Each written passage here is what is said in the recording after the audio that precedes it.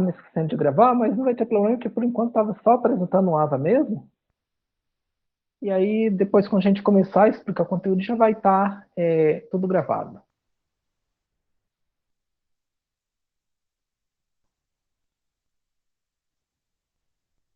Então, como eu estava falando, esse daqui é o nosso estudo de caso. Através dele que vocês vão realizar as atividades de percurso. Na atividade 1, vocês vão elaborar um organograma para essa padaria. E na atividade 2, vocês vão propor soluções para os problemas que essa padaria enfrenta, utilizando o Just-in-Time, o Kanban e o Kaizen. Vocês ainda não tiveram contato com esses conteúdos, vocês vão ter contato comigo nessa disciplina e vão compreender o que realmente são eles, inclusive elaborar soluções baseadas neles.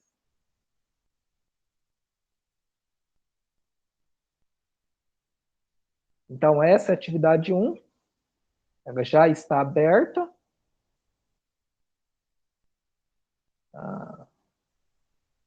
A data de entrega está como 20 de setembro, mas eu vou ajustar ela ainda, porque eu já programei ela já há um tempo, aí eu vou ajustar ela ainda para ficar no período para vocês fazerem, ok? Ela não está encerrada, não.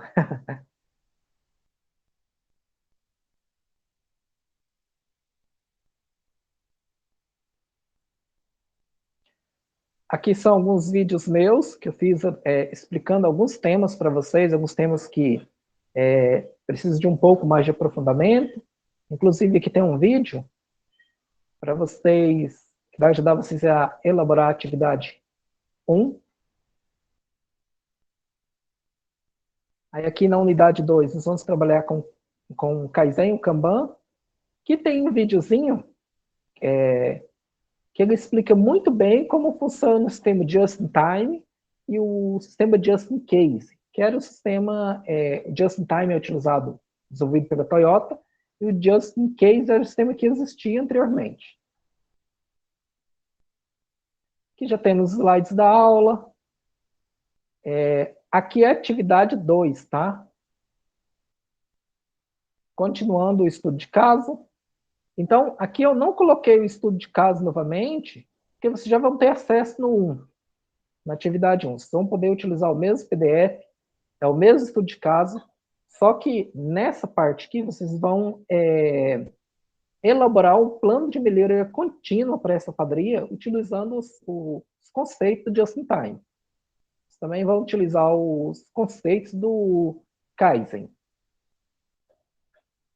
Na verdade, o Kaizen e o Just-in-Time são conceitos que estão unidos, então vocês vão utilizar os dois para propor soluções para os problemas dessa padaria.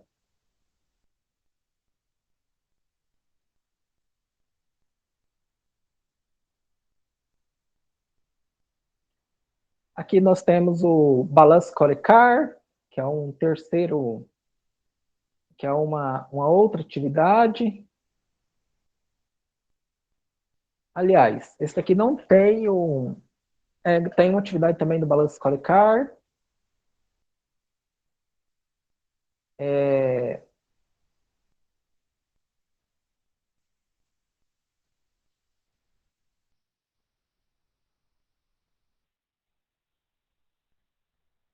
Aqui na aula 5, nós vamos falar das habilidades do analista OSM, dos modelos de organização, de workflows.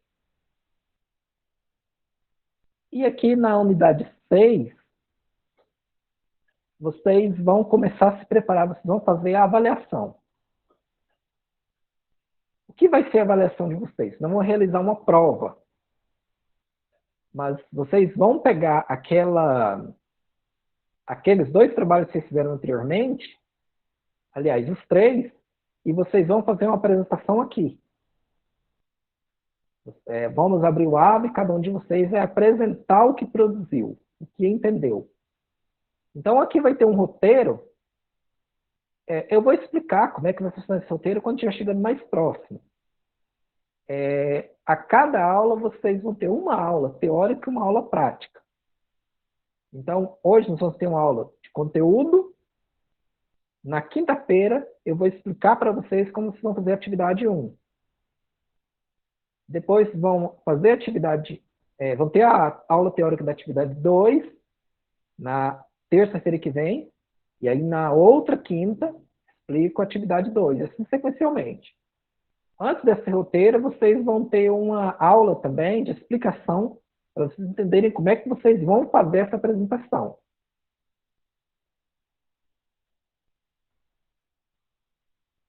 E aqui, exame de recuperação, exame final. Espero que ninguém precise fazer essas atividades, né? E esse é a organização do nosso aula. Espero que tenham gostado. Professor, Sim? vai ter aula na terça-feira da semana que vem?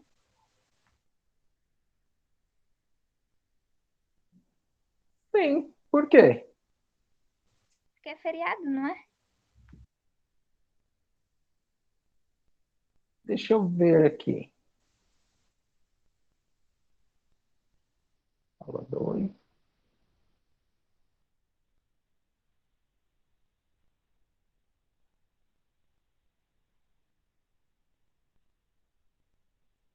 Ah, tá. Ela foi mudada para quarta, no caso.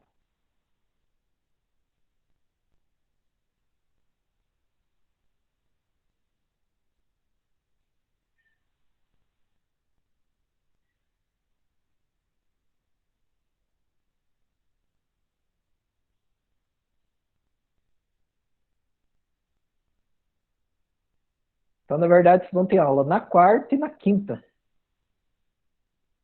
na semana que vem. Ok?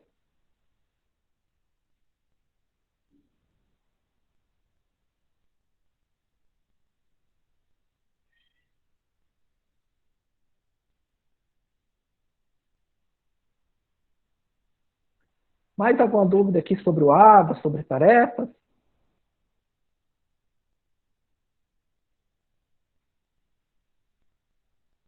Não.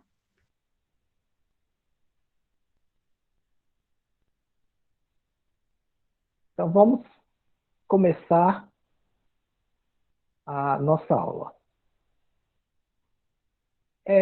Vocês já tiveram aula comigo em outra disciplina?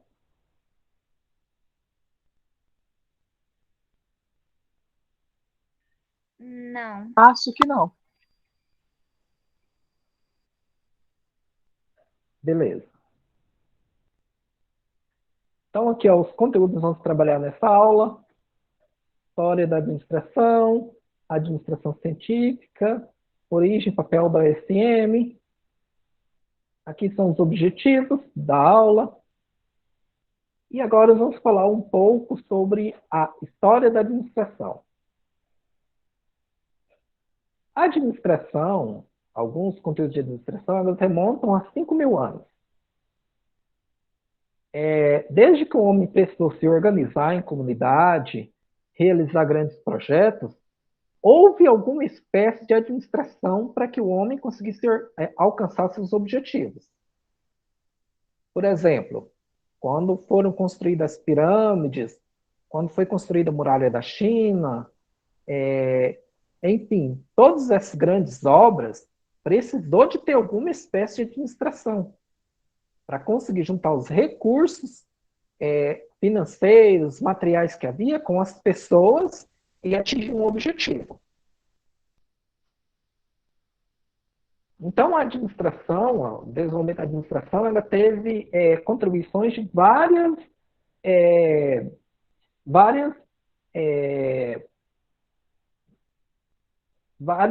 vários povos, como as civilizações egípcias, chinesas, árabes. A Igreja Católica também trouxe uma contribuição muito grande para a administração, porque na Idade Média, a Igreja Católica era a maior organização que havia. E ela estava presente em muitos países e em praticamente todos os continentes. E com isso, ela precisava de técnicas para gerenciar os recursos que ela tinha em cada um desses lugares, gerenciar as pessoas que ela havia, que ela tinha dentro dela. Então, ela precisou desenvolver alguns conceitos de administração.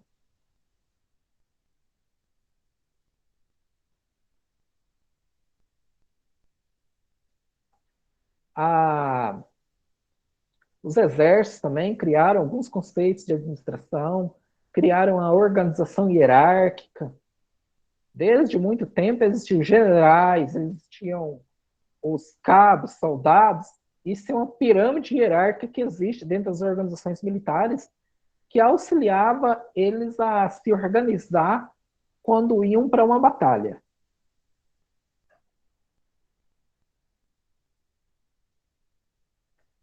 Mas a administração como ciência mesmo, ela é bem mais recente. Ela surgiu há cerca de 100 anos. E por que eu estou falando que a administração como ciência surgiu há 100 anos? Se antes eu falei que já existia conceito de administração há mais de 5.000 anos. É porque esses povos, essas organizações dessas épocas, elas tinham alguns conceitos de administração, só que não tinha uma base científica para explicar por que alguns desses conceitos funcionavam, por que não funcionavam, para buscar melhorias. Era simplesmente, alguém fazia uma coisa, funcionava, outros copiavam. Mas não existia um estudo científico para melhorar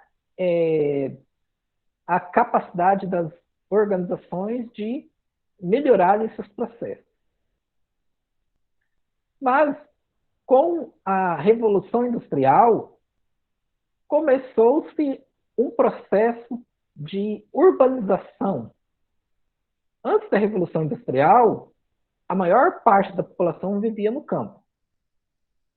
Uma pequena parcela da população vivia na cidade. E essa parcela que vivia na cidade, elas produziam basicamente através do artesanato. Então, se você fosse comprar um sapato, você ia na casa do sapateiro e o sapateiro ia fabricar esse sapato para você de uma forma artesanal, manualmente. E esse sapateiro, ele trabalhava normalmente, ele e a sua família, um ou dois ajudantes. Então, não tinha uma organização grande. E isso dispensava um trabalho mais aprofundado sobre os métodos de administração. Mas, com a Revolução Industrial, começou a crescer, as organizações começaram a crescer. Por quê? Agora, uma boa parte da produção era feita através de máquinas. Então, um empresário comprava uma máquina e contratava pessoas para trabalhar nessa máquina. E quanto mais esse empresário ia ficando rico, mais máquinas ele comprava. E com isso, muitas pessoas que moravam na zona rural começaram a migrar para a cidade em busca de melhores condições de trabalho. E essas empresas começaram a crescer e ficar gigantes. Começaram a fabricar produtos mais complexos. Agora tinha um problema. Por quê? As organizações estavam grandes, tinham muito recurso e tinham muitas pessoas trabalhando nelas. E precisava de algum meio, de alguma forma, gerenciar essas pessoas e esses recursos, para que não fossem desperdiçados recursos. E aí começou a surgir os trabalhos na área de gestão, de administração. Um dos primeiros teóricos foi Frederick Wilson Taylor. Também na França começou a surgir os trabalhos de Fayol. Qual era a diferença entre eles? Taylor focava mais na realização das atividades. Já Fayol focava na estruturação de uma organização. Esses dois teóricos juntos, mais o Henry Ford, criaram o que nós chamamos de Escola Clássica da Administração. Taylor ele criou a teoria científica da administração. Como é que funcionava essa teoria científica? Para Taylor, a atividade de produção deveria ser analisada cientificamente. E dessa análise é que iria encontrar os fundamentos para se produzir. Ou seja, o trabalho teria que ser analisado de uma forma científica, crítica, e identificar onde é que as tarefas poderiam ser melhoradas. Para isso, se baseava no estudo de tempos e movimentos. Já ouviram falar desse estudo?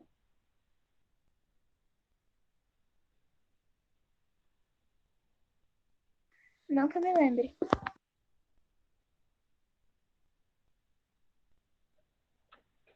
Agora, eu vou apresentar para vocês como é que funcionava esse estudo. Vocês estão vendo as ferramentas aqui na mesa?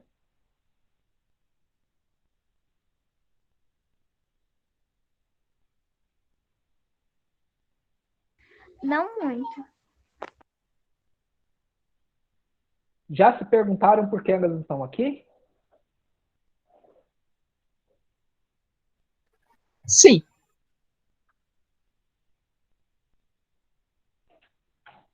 Elas estão aqui porque agora eu vou mostrar para vocês como é que funcionava o estudo dos tempos e movimentos. Alguém de vocês aí tem um cronômetro? Pode ser no celular, pode ser no computador.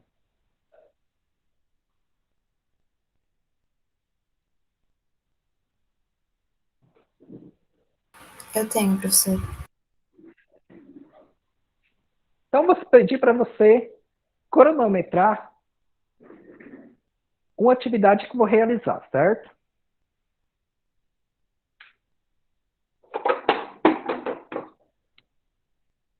Aqui, eu tenho uma cadeira. O trabalho que eu vou realizar vai ser apertar este parafuso, certo? Eu vou pedir para você cronometrar o tempo em que eu levo para apertar esse parafuso. É claro que eu não vou estar apertando o parafuso mesmo, é apenas uma simulação. Mas eu vou pedir para você cronometrar esse tempo. Tá bom, quando for começar, aí eu aperto aqui para começar o cronômetro.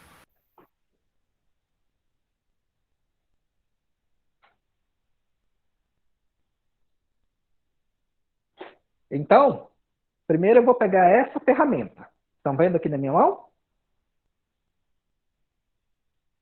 Sim. O estudo dos tempos e movimentos começava com o trabalhador na posição de iniciar o trabalho. Então, quando ele iniciava o movimento, era disparado o cronômetro. Ele, no caso, o trabalhador iria baixar, pegar a cadeira.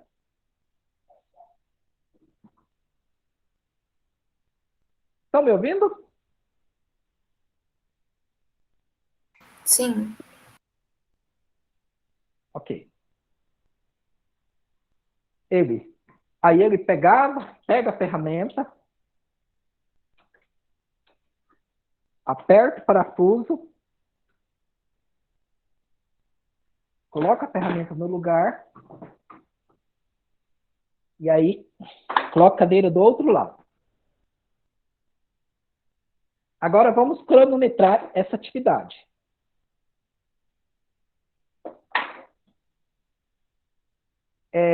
Quem ficou responsável por cronometrar?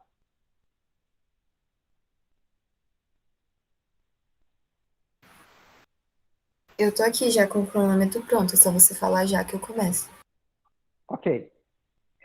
Eu vou ficar na minha posição. E aí, quando você disparar o cronômetro, você me avisa para eu iniciar o movimento, tá? Tá bom. 3, 2, 1 e já.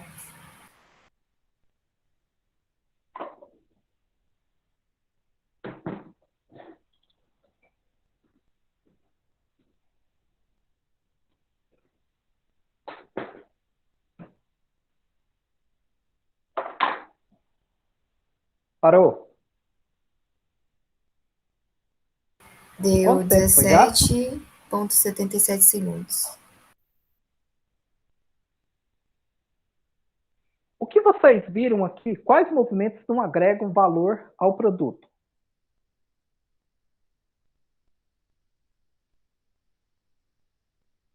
Podia apertar a chave? Veja só, a atividade é apertar o parafuso.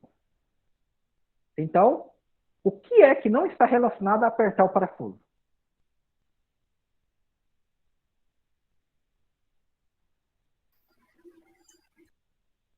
Só aumenta aqui, vou aceitar alguém.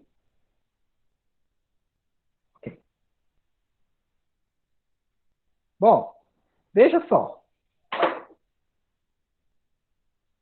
Aqui está a cadeira. O movimento de abaixar, colocar a cadeira em cima da mesa, contribui alguma coisa para apertar o parafuso?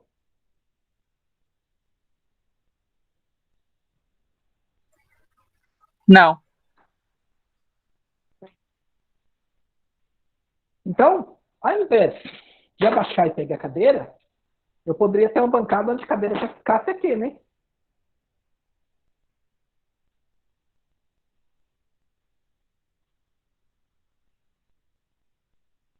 Sim.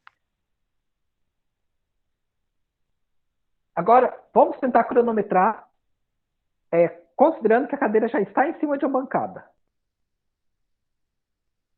Quando estiver pronto, você me avisa para cronometrar.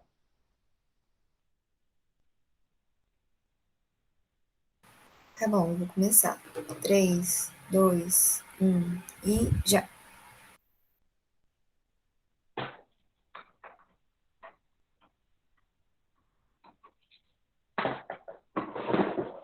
Parou.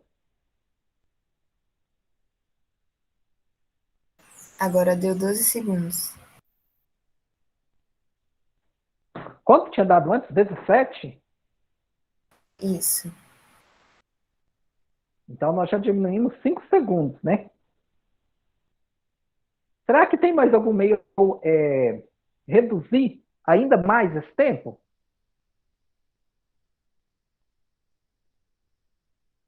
Ficar com a chave na mão? Isso mesmo. Vamos tentar dessa forma? Agora, quando você estiver pronto para cronometrar, me avisa. 3, 2, 1 e já.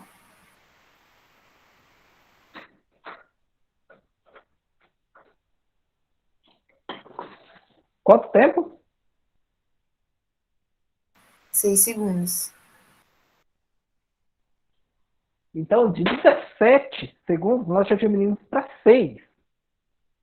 Veja que, com isso, nós tivemos a redução de 11 segundos de tempo. Mas agora eu vou fazer uma pergunta para vocês. Será que essa ferramenta é mais adequada para fazer esse trabalho?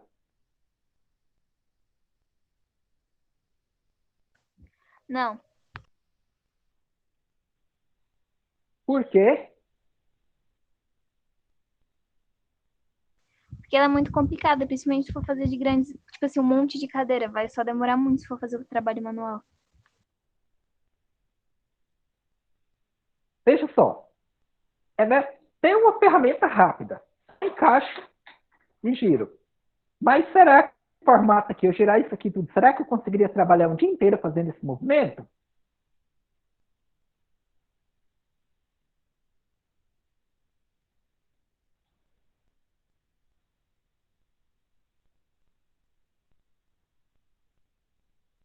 O que vocês acham? Eu iria cansar muito passar o dia fazendo esse movimento? Ia. Então, nós temos que procurar uma ferramenta que consiga fazer a mesma coisa que essa, mas que eu não me canse tanto. Veja só, com essa ferramenta eu consigo fazer o mesmo trabalho. Só que olha só, cada vez que eu venho, eu tenho que regular, aí tiro. Esse movimento aqui vai fazer com que eu gaste mais tempo. Essa outra ferramenta também não vou me cansar muito. Eu encaixo e giro. Só cada vez que eu vou colocar, olha, coloco, aperto, preciso tirar a chave, voltar para trás, encaixar de novo. Isso iria fazer eu gastar mais ou menos tempo?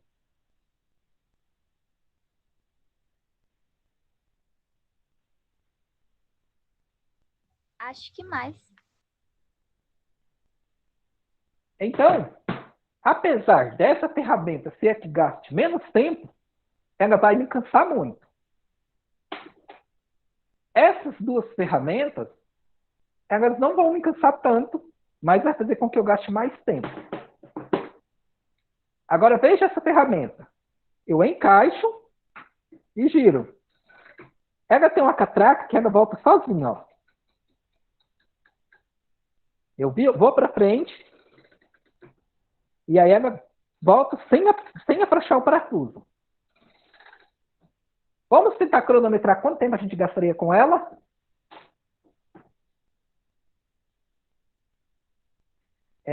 Quando estiver pronto, você me avisa. Tá. 3, 2, 1 e já.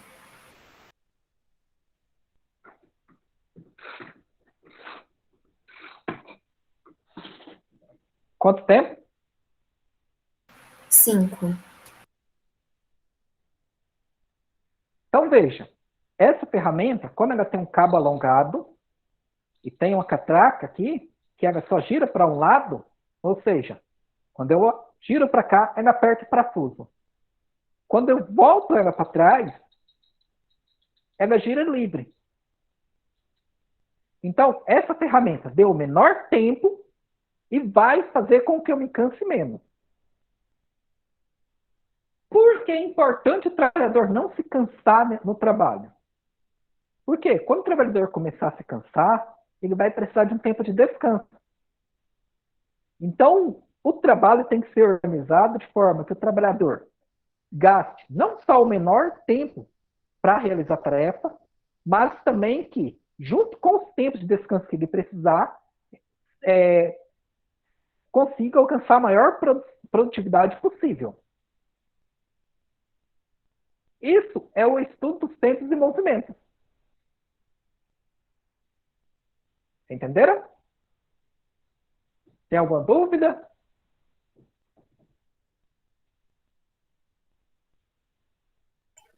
Tem nenhuma dúvida, não. Eu vou dar uma olhada aqui no... Porque eu vi que alguém estava mandando mensagem, mas eu não consigo ver aqui. Deixa eu ver aqui que alguém falou.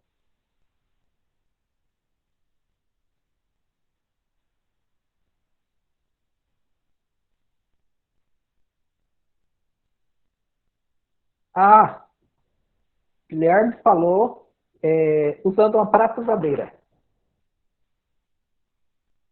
Realmente, Guilherme, se a gente utilizar uma parafusadeira, a gente vai produzir ainda mais. Só que para os fins didáticos, é mais eficiente eu utilizar essas ferramentas aqui. Eu vou depois, nas futuras aulas, vou trabalhar com vocês mostrando a parafusadeira para mostrar alguns conceitos do just in time. Ok?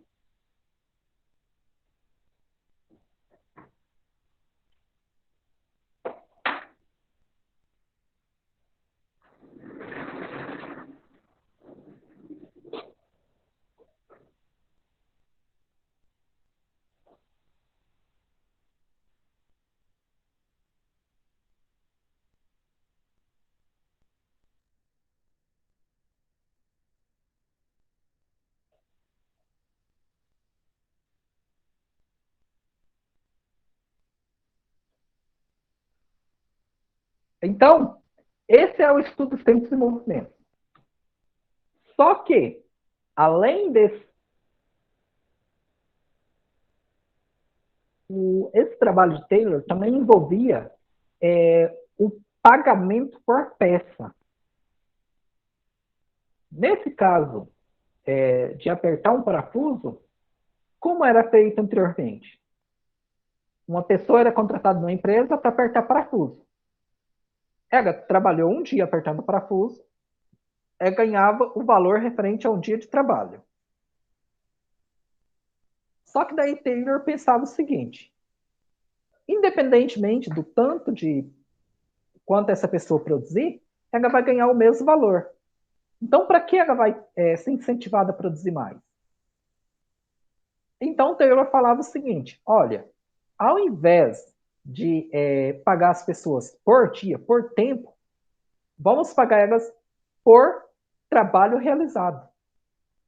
Então, ao invés de contratar a pessoa e pagar por dia, ela ia ser paga pela quantidade de parafusos apertados. Quanto mais parafusos ela apertasse, mais ela ganharia. Essa teoria científica ela sofreu bastante críticas por parte dos trabalhadores. Por quê?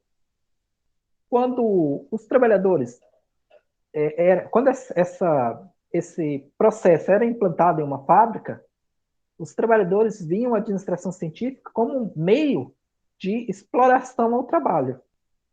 Então, eles acabavam resistindo a essa teoria.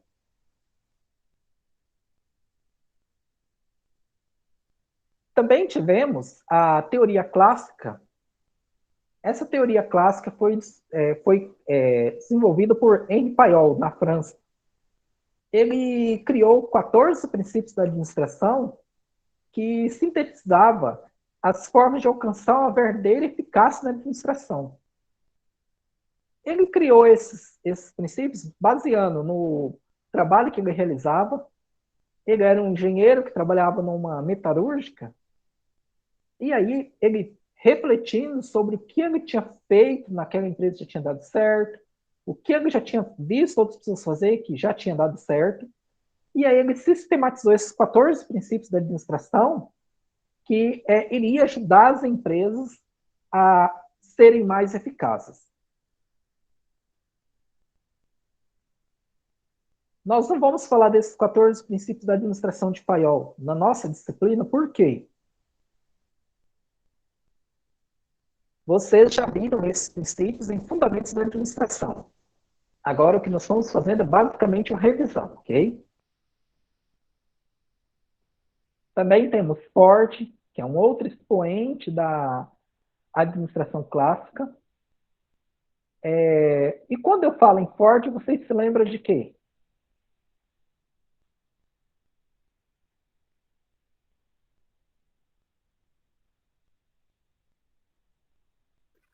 Do coisa de carros da Ford? Isso mesmo. E por que vocês se lembram dos carros da Ford? Porque Henry Ford foi o criador da Ford Motor Company, que é a empresa que hoje fabrica os veículos da marca Ford. Na época, um carro era um bem muito caro. Só quem fosse muito rico poderia comprar um carro. E aí, Ford começou a imaginar um meio de fabricar um carro que qualquer pessoa pudesse comprar. E para isso ele criou uma empresa e desenvolveu um sistema de produção que fosse mais eficaz. Agora você deve estar falando assim, professor, mas não é qualquer pessoa que pode comprar um carro hoje em dia. O carro ainda é um bem caro. Realmente, aqui no Brasil, o carro ainda é muito caro. Então, assim, um trabalhador que ganha aí um salário mínimo, ele vai ter dificuldade para adquirir um carro, principalmente um carro novo. Mas nos Estados Unidos, isso já é muito mais fácil. Qualquer pessoa pode comprar um carro. E Henry Ford ele era um americano e pensou no contexto americano. Então, Ford ele criou alguns conceitos na linha de produção que melhoraram muito, agilizaram muito a produção de carros. Como é que um carro era fabricado anteriormente a Ford? Quem aqui já foi em oficina mecânica?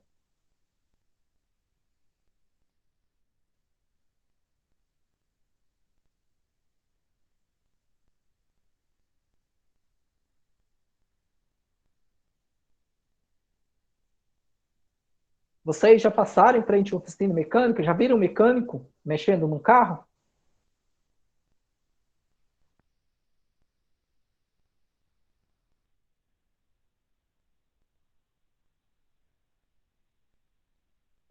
Já.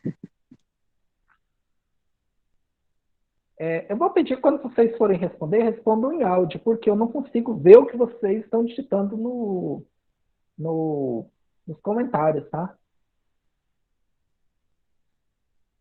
E quando vocês veem o mecânico mexendo no carro, o carro se movimenta ou fica parado? Fica parado. E quando o mecânico precisa pegar uma peça, o que ele faz?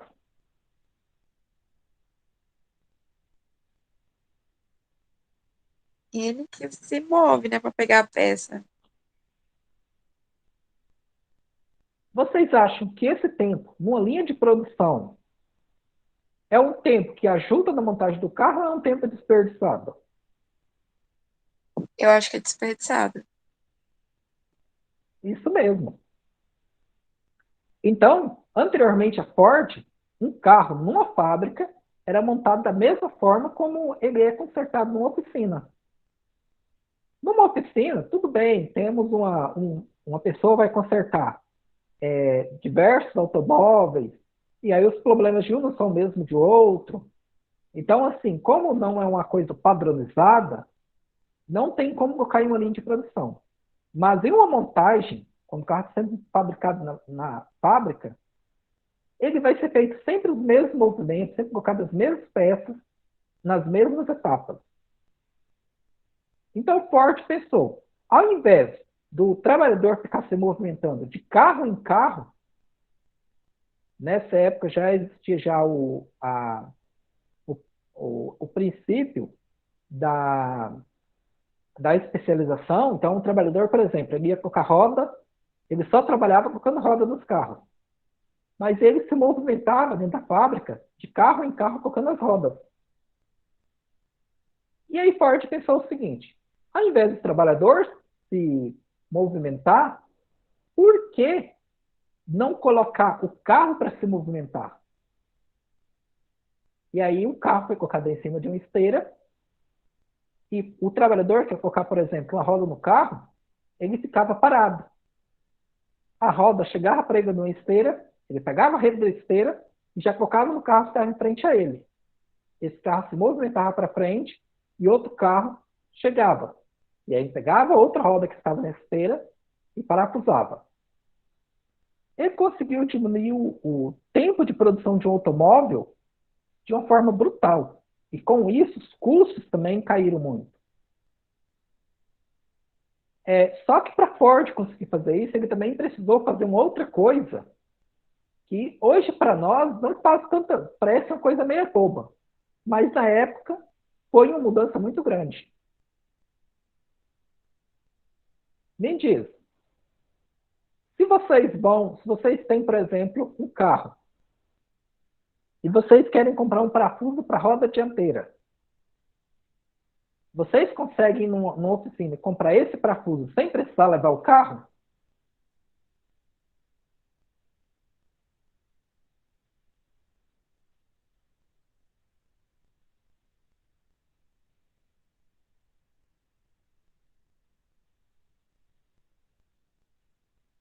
Oi, tem alguém aí? Pode repetir, professor? Se vocês têm um carro e aí vocês querem comprar o parafuso da roda dianteira desse carro, vocês, chegando em uma oficina, vocês conseguem comprar esse parafuso sem estar com o carro lá? Eu acho que Depende. não. Porque como que você vai saber que aquela peça vai encaixar no seu carro? Às vezes tem peças que tem o nome certinho, que é para um carro específico, mas às vezes não tem. E, tipo, às vezes para você saber, você tem que realmente saber qual é o seu carro e tudo. Isso mesmo. Só que veja só, se você souber qual é o modelo do seu carro, o ano e marca, e você chega lá e pede um parafuso para quebra-roda, o mecânico vai pegar o parafuso e vai te entregar. E esse parafuso vai se encaixar perfeitamente. Mas antes de Ford não era assim. Cada pessoa que fabricava um parafuso de acordo com especificações próprias. Então, digamos, se eu estou fabricando um carro e fabrico um parafuso para colocar nesse carro, você não consegue pegar esse parafuso e colocar num carro que está sendo fabricado do mesmo modelo, ano, mas sendo fabricado por outra pessoa. Se essa peça quebra, você compra um carro e essa peça quebrou, para você conseguir um outro parafuso, você tem que voltar comigo que fiz esse carro. E aí nós tínhamos problemas. Por quê? Na linha de produção, se nós tivermos uma roda chegando, nós teríamos que ter uma roda fabricada especificamente para aquele carro. Só que gerenciar isso numa linha de produção com centenas, milhares de carros até sendo fabricados por dia, era impossível. Então, Ford implantou o conceito de padronização, que é o que nós temos hoje.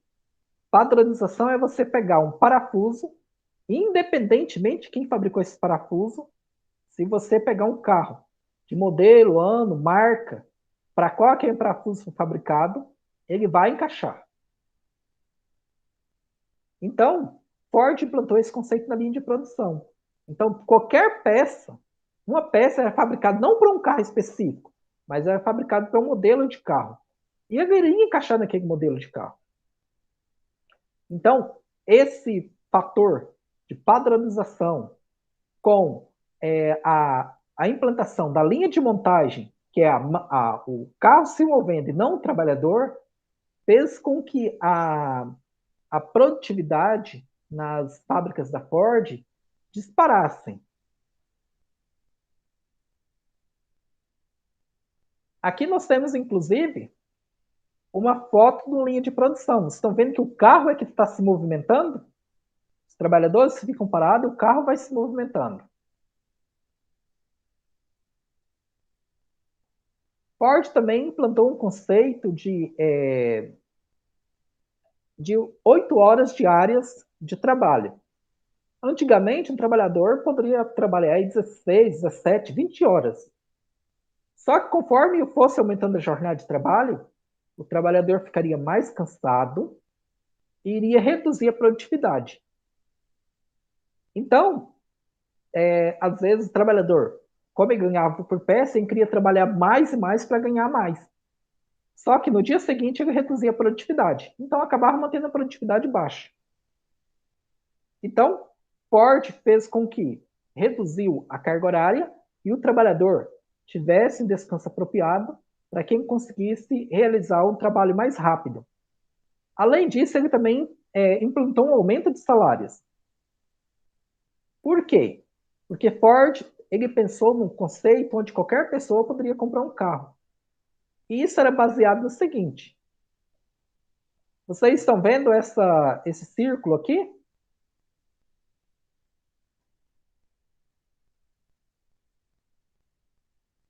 Nesse círculo, são as formas de produção e emprego os trabalhadores e remuneram com salários. Isso aqui seria, por exemplo, uma fábrica da Ford. É empregar os trabalhadores e pagar salários a eles. Os trabalhadores iam pegar os salários recebidos e comprar produtos e serviços. Por exemplo, comprar um carro, pagar uma manutenção. Com a venda dos produtos para os trabalhadores, o dinheiro vai retomar para o mercado e, consequentemente, para as fábricas que produziriam esse carro. E aí o dinheiro é aplicado em várias forças de produção que vão gerar ainda mais emprego. e esse círculo vai se repetindo.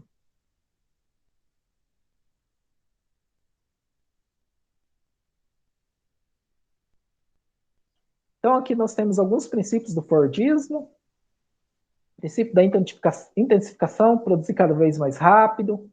Princípios da economicidade, economizar tempo. Produtividade, produzir cada vez mais com menos recursos. E o uso de peças e componentes padronizados e intercambiáveis entre si. Ou seja, eu poderia tirar uma peça de um carro e colocar em outro.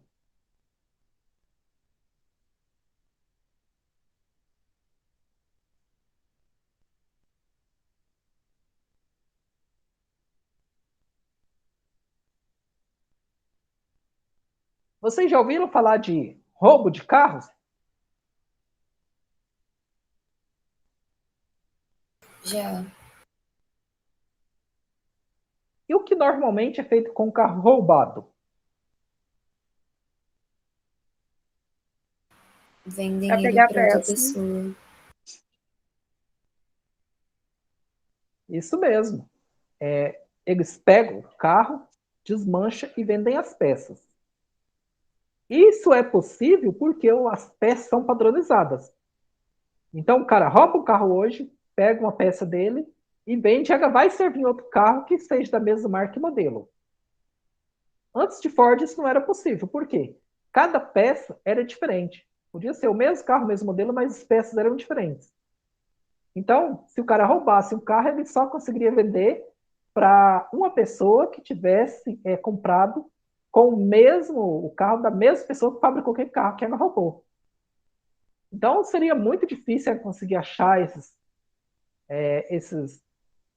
uma outra pessoa que tivesse comprado o mesmo carro da mesma pessoa. E aí, ficaria muito difícil para ocorrer esse roubo. Mas, isso facilita o processo de fabricação, facilita o processo de você trocar peças também. Por exemplo, antes de Ford, se o seu carro quebrasse uma peça, não era só você ir lá na oficina e comprar outra. Você teria que solicitar que o fabricante, que a pessoa que fez aquele carro, fabricasse outra peça para você de reposição.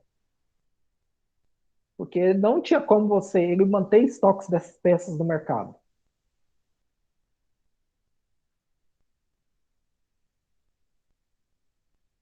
Dúvidas, comentários, perguntas? Não, professor.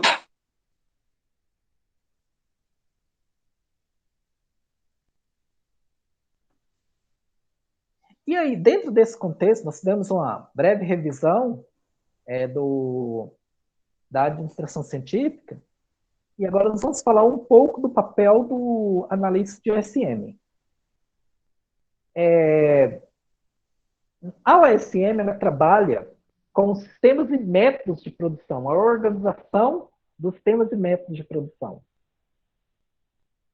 Então, o que ela visa? Ela olha para uma fábrica ou uma prestadora de serviços e analisa como os produtos estão sendo produzidos ou como os serviços estão sendo prestados.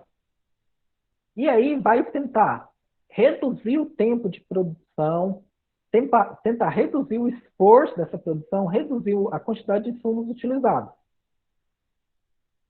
Principalmente através da redução do desperdício.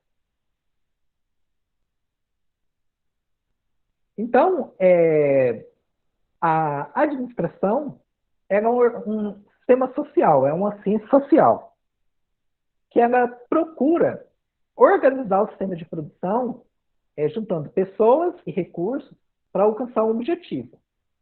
Qual o papel do analista de OSM? Olhar como esses recursos dessas pessoas estão sendo gerenciados, como eles estão sendo utilizados, e propor melhoria nesse processo para que a quantidade maior de benefício seja gerado com a quantidade menor de recursos utilizados.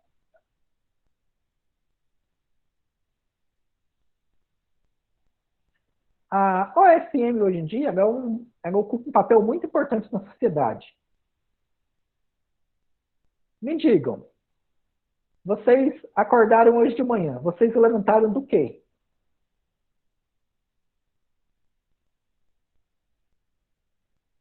O que o senhor falou? Quando vocês acordaram de manhã, vocês levantaram do quê? Da cama? E foi você mesmo que produziu essa cama? Não. Quem fez essa cama? Não sei, a Gazi? Uma empresa, uma organização. Sim. Vocês escovaram o dente. Uma organização fez a escova. Então, a maior quantidade de produtos e serviços consumidos hoje em dia são produzidos por organizações. E essas organizações, para que elas consigam sobreviver, elas têm que produzir a maior quantidade de produtos possíveis, de serviços possíveis, com a menor quantidade de recursos. E o analista de OSM ele vai analisar esse processo de produção para tornar ele o mais eficiente possível. E algumas das atividades que ele faz é produzir organogramas, produzir formulários, produzir fluxogramas, realizar consultoria para as empresas, indicando a forma como elas podem produzir mais produtos utilizando a menor quantidade de recursos possíveis. E o que é um organograma? Prestem atenção.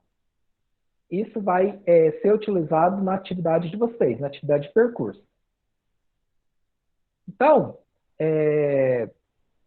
um organograma, ele é uma representação da empresa. Ele representa como a empresa vai funcionar.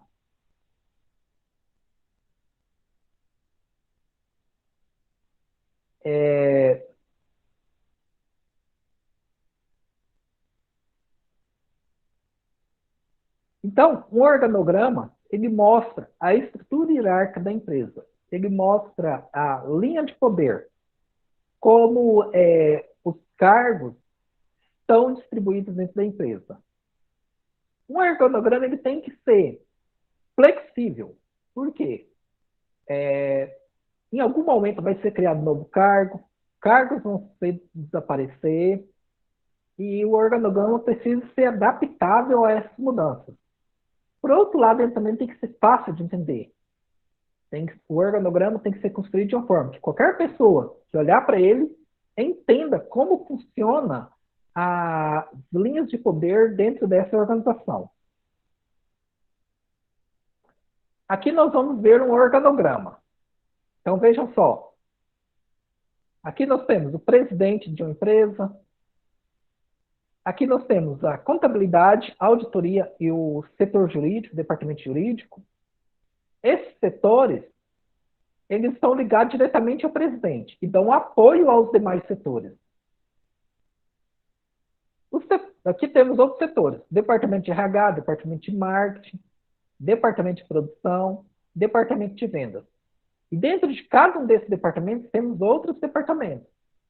Dentro do departamento de marketing, temos departamento de propaganda, departamento de relações públicas. Dentro do departamento de produção, temos departamento de compras, departamento de manutenção, departamento de indústrias. E dentro do departamento de vendas, temos departamento de crédito, departamento de atendimento ao cliente e departamento de pós-venda. Alguma dúvida até aqui?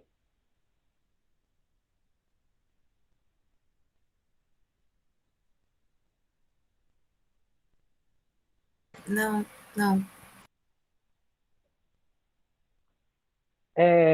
Um outro trabalho, um outro documento que o analista de ACM produz é o fluxograma. O fluxograma ele representa como os processos ocorrem dentro de uma empresa. Então, um fluxograma, aqui nós temos aqui algumas regras do fluxograma. Eu não vou comentar elas aqui, porque eu vou comentar elas numa apresentação de um fluxograma para vocês. Então, o fluxograma ele tem que ser o mais claro possível para identificar quais são as ações que são realizadas dentro da empresa, por quem são realizadas, como as decisões são tomadas. Então, aqui nós temos um fluxograma. O início de um fluxograma, geralmente, é representado por esse círculozinho achatado, que se chama elipse. Aí, cada etapa do processo de uma empresa é ligada por uma seta. Depois nós temos esses retângulos. Os retângulos dentro de um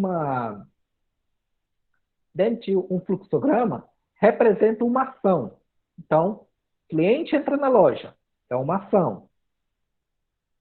A outra seta ligando para o processo. E agora nós temos um losango. Os losangos representam tomada de decisões. Então, ali, olha, o cliente precisa de ajuda. Se o cliente não precisa de ajuda, deixe o cliente à vontade. E aí o cliente escolhe o produto.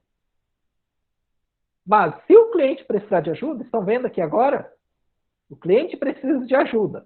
Sim. Auxilie o cliente, até o cliente escolher o produto.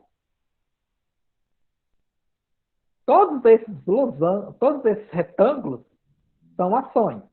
O losango é uma tomada de decisão.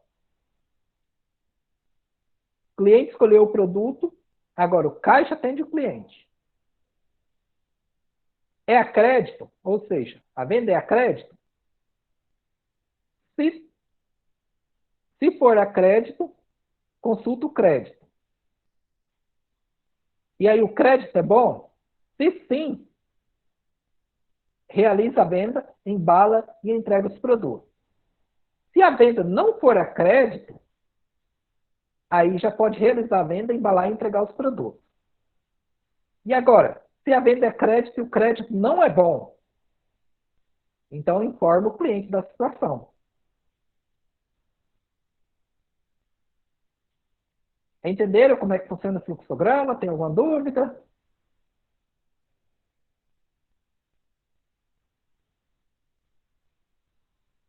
O crédito que o senhor falou é de cartão?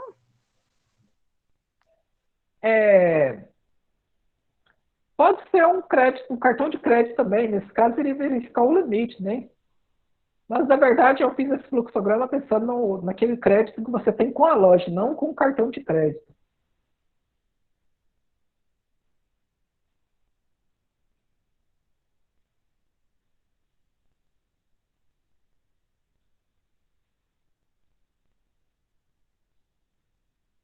Mais alguma dúvida?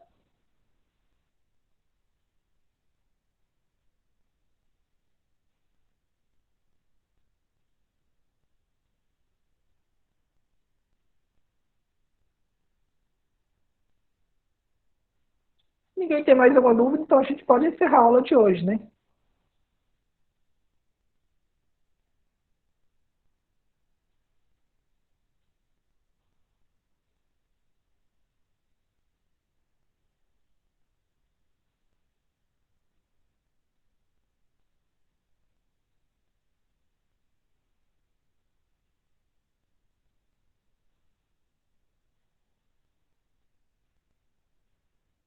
Então, essa foi a nossa aula de hoje. Espero que tenha gostado. Se ninguém tem mais nenhuma dúvida, então a gente pode terminar por hoje. Já vão olhando o estudo de caso, deem uma olhada nele, leiam. E na próxima aula eu vou mostrar para vocês como vocês vão realizar essa tarefa do estudo de caso, ok? Ok. Tá bom, professor.